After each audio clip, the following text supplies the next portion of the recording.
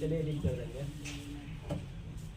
Hello friends, Bharat संविधान की अनुसूचियाँ आज हम कुछ पढ़ने वाले हैं। अनुसूचियाँ हैं क्या, तो आपको बताते हैं जब संविधान हमारा निर्माण हुआ था 26 जनवरी 1950 को, तो उसमें 8 अनुसूचियाँ जोड़ी गई थी या बनाई गई थी। लेकिन वर्तमान में इसमें टोटल 12 अनुसूचियाँ हैं और ये 12 अनुसूचियाँ जरूरत के हिसाब से समय समय पर जोड़ी गई, जो कि कुछ इस प्रकार है। प्रथम अनुसूची में भारत के 29 राज्य तथा 7 केंद्र शासित प्रदेश को जोड़ा गया था या रखा गया था। फिर द्वितीय अनुसूची में जितने भी हमारे मंत्री थे, जितने भी वर्कर थे, उनकी सैलरी एवं भत्ते की बात की गई है। और इसके बाद आते हैं तृतीय अनुसूची में, तो शपथ संबंधी है। अगर किसी की नियुक्ति होती है तो उसको शपथ दिलाने का जो काम होता है वो तृतीय अनुसूची के तहत दिया जाता है। फिर इसके बाद चतुर्थ अनुसूची में आते हैं राज्यसभा, राज्य एवं केंद्र शासित। इसका मतलब ये है कि राज्य जो है वो अपना कानून बनाएगा, लेकिन अगर केंद्र भी अगर चाहेगा तो उस पर वो कानून ला सकता है और केंद्र का ही मान्य होगा। या फिर किसी भी विषय पर केंद्र और राज्य दोनों कानून बना सकते हैं। अब आ जाते हैं पांचवी अनुसूची में। पांचवी अनुसूची में अनुसूचित जाति जनजाति के प्रशासन के, इसका मतलब है जो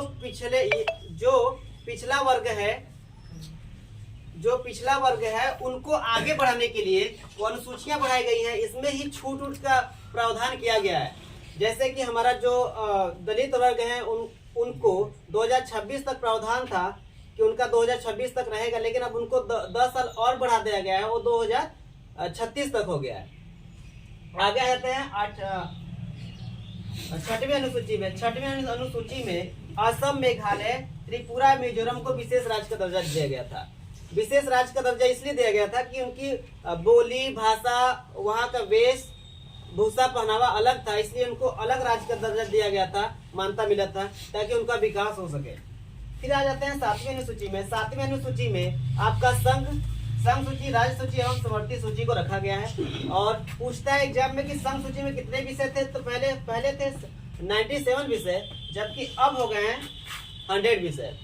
इसी तरह राज्य सूची में पहले 66 विषय थे और वर्तमान में 61 विषय हो गए। फिर इसके बाद समवर्ती सूची में पहले 47 विषय थे, अब वर्तमान में 52 विषय। ये जो विषय है एक नियम कानून के तहत सबका कल्याण करने के लिए है, सार्वजनिक रूप से। आगे आ जाते हैं आठवीं अनुसूची। आठवीं अनुसूची में भाषा का वर्णन है, मतलब भारत में जितनी भाषाएं हैं उनको स्थान दिया गया है। तो पहले जब संविधान बना था तो उसमें टोटल जो भाषाएं थी वो 14 भाषाएं थी, जबकि वर्तमान में टोटल 22 भाषाएं हैं।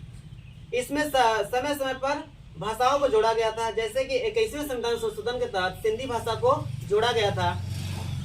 और फिर इसके बाद आ जाते हैं 71वें संविधान संशोधन 1992 में आपका 3 भाषा को जोड़ा गया था, नेपाली, मणिपुरी और कोंकणी भाषा को जोड़ा गया था। फिर उसके बाद आ जाते हैं 92वां संविधान संशोधन 1993 के तहत 4 भाषाएं को और जोड़ा गया था।